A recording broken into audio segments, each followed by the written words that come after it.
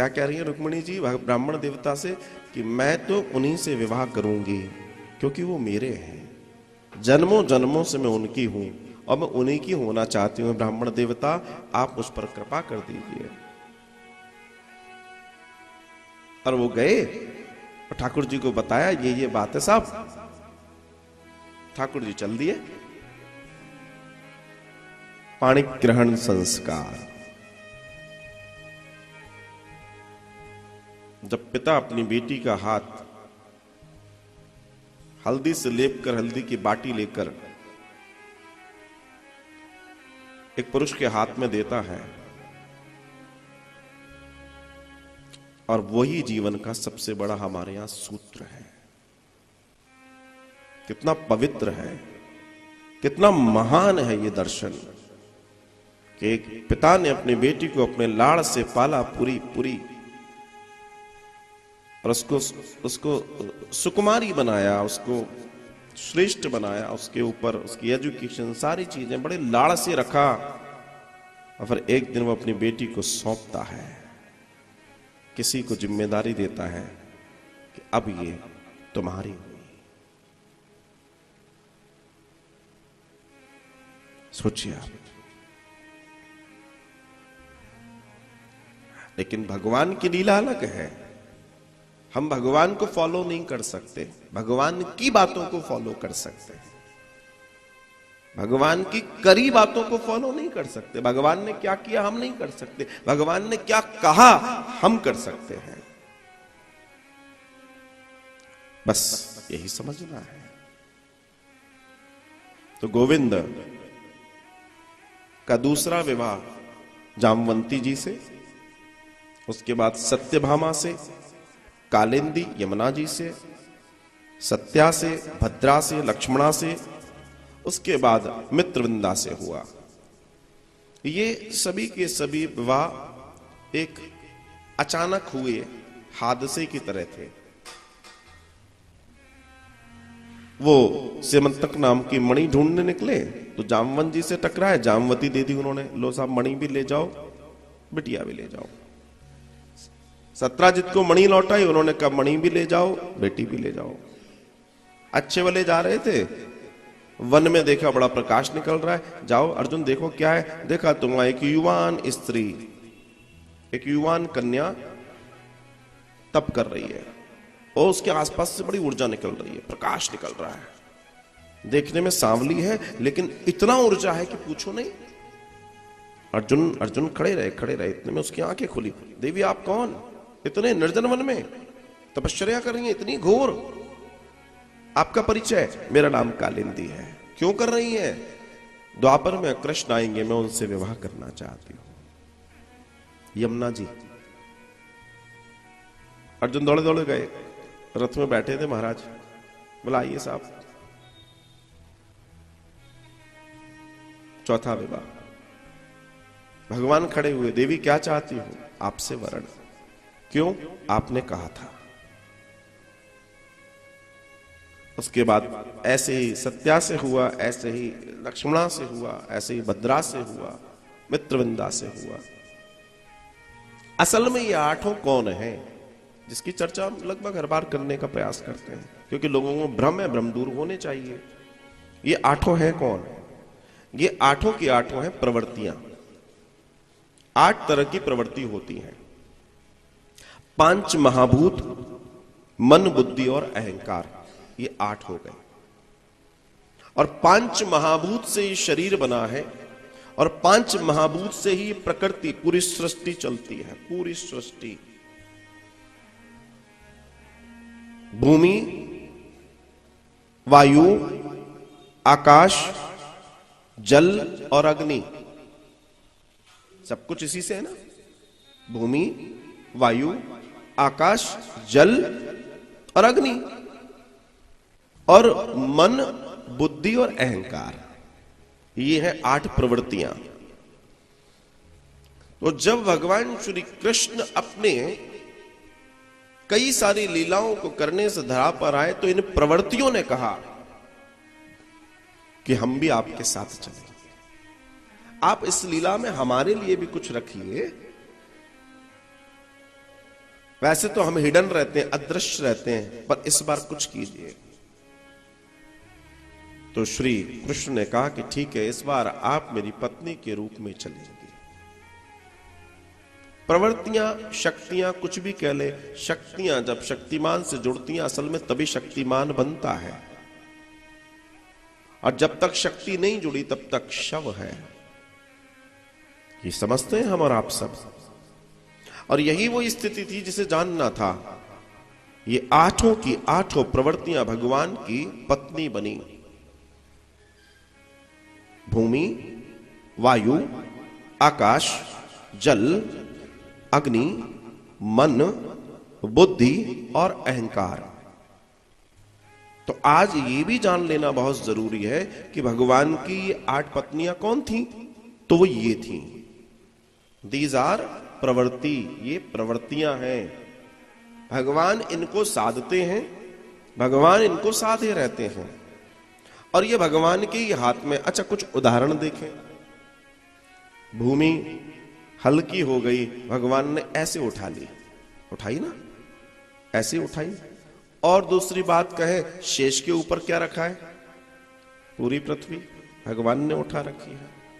अब दूसरी बात आती है कि वायु की, तो व्योमासुर आया था, कल भी आया था, पूरा उसने तबाही मचाई, अपना धुआंधार कर दिया सब तरफ।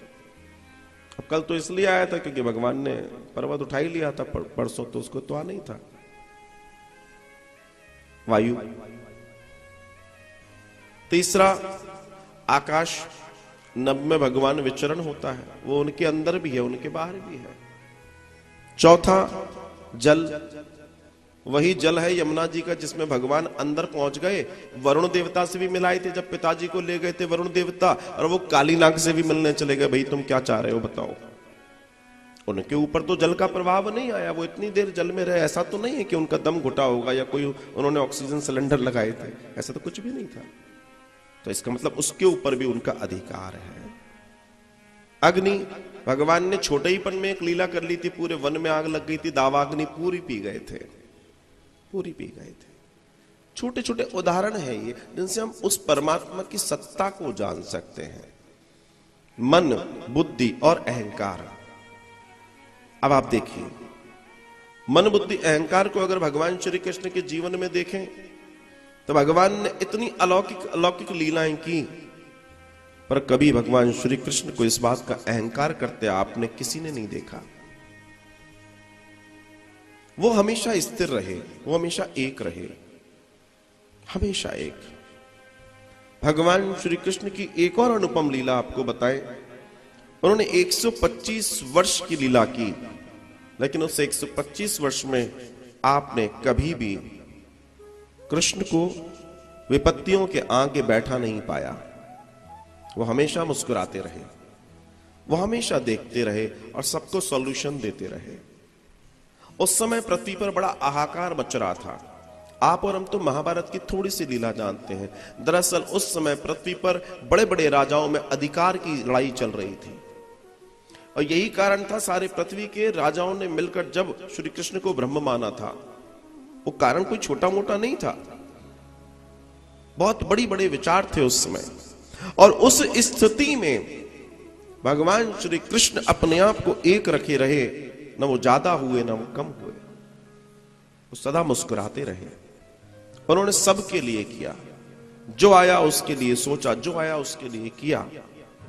आप सोचिए, गोविंद को क्या जरूरत थी कौरवों के पास जाकर ये कहने की कि हे कौरवों 5 गांव दे दो, 5 ही गांव दे दो।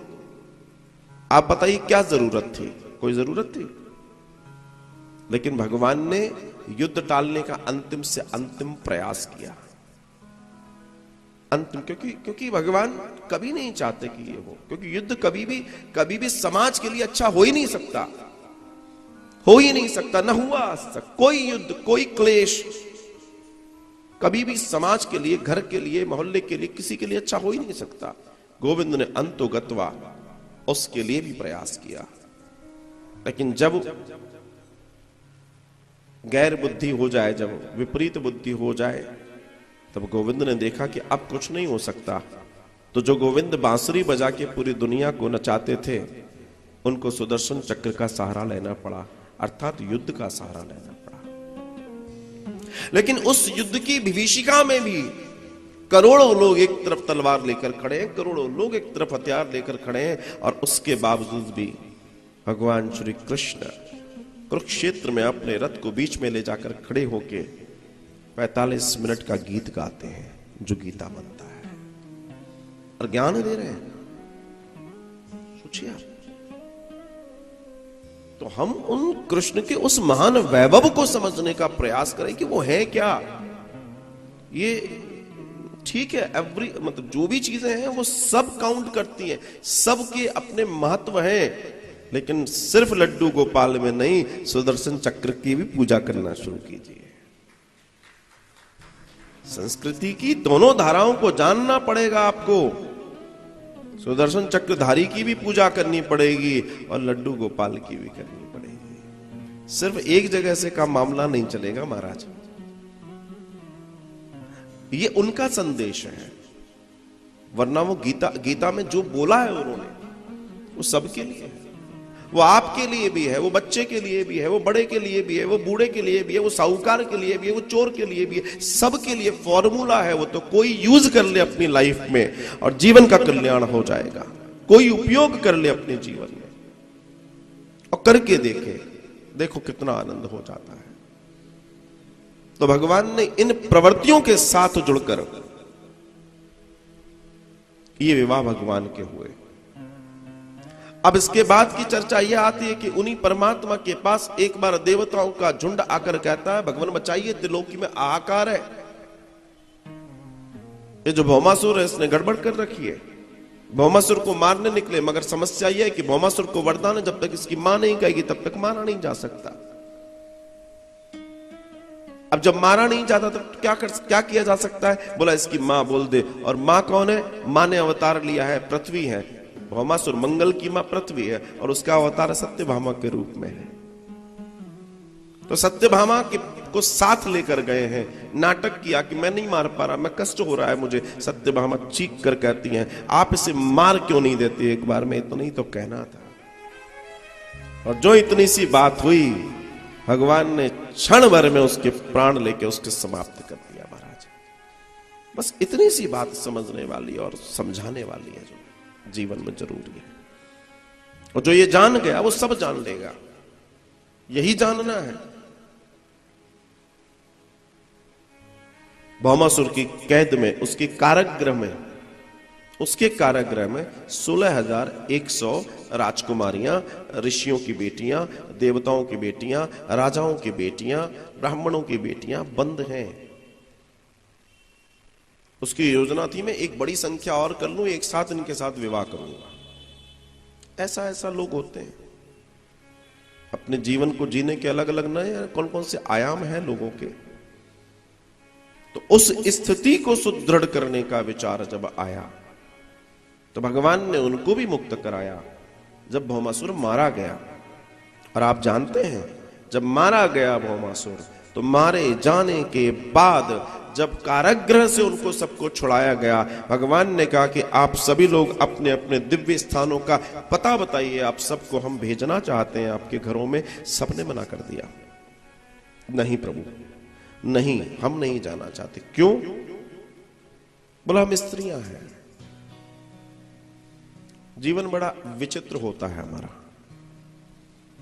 जब इस राक्षस के द्वारा हमारा अपहरण हुआ तो हमारे माता पिताओं ने बड़ा बुरा समय देखा होगा। आज भी वो उस विभीषिका को शायद न भूल पाए हों, लेकिन प्रभु अब अगर आप कहते हैं कि वापस तुम्हें घर पहुंचा दूं, तो ये संभव नहीं है। और आप जबरदस्ती पहुंचा भी देंगे तो सबसे बड़ा दुख यह है कि हमारे माता पिता भूल भी गए होंगे, अब जो हुआ सो हुआ, हम फिर जाएंगे, फिर उनका घाव हरा होगा। और चलो हम वो भी मान लेते हैं कि वो भी सूख जाए, पर एक घाव जो उनके साथ निरंतर रहेगा वो ये कि हमसे कोई विवाह तो करेगा नहीं। और माता पिता के लिए कोई बेटी घर में बैठी हो और उसका विवाह ना हो रहा हो, सोचो, न वो सो पाते न वो खा पाते। तो प्रभु इससे अच्छा तो है कि अपने जीवन को हम समाप्त कर अपने जीवन को सौंप दें। भगवान ने कहा ना ये गलत बात है, आत्महत्या करना गलत बात है। बोला फिर क्या करें? क्या आप हमारे को स्वीकारेंगे? बातें तो बड़ी बड़ी कर रहे हैं, आप हमें स्वीकार सकते हैं? भगवान ने कहा मैंने तुम सबको स्वीकारा, सबको स्वीकारा। मैं तुम सबका वर्ण करता हूं, मैं तुम सबका वर्ण करता हूं। तात्पर्य यहां भी भगवान ने उनके जीवन की रक्षा के लिए उनका वर्ण किया। ये तो एक कथा है, लेकिन इसके पीछे की कथा क्या है?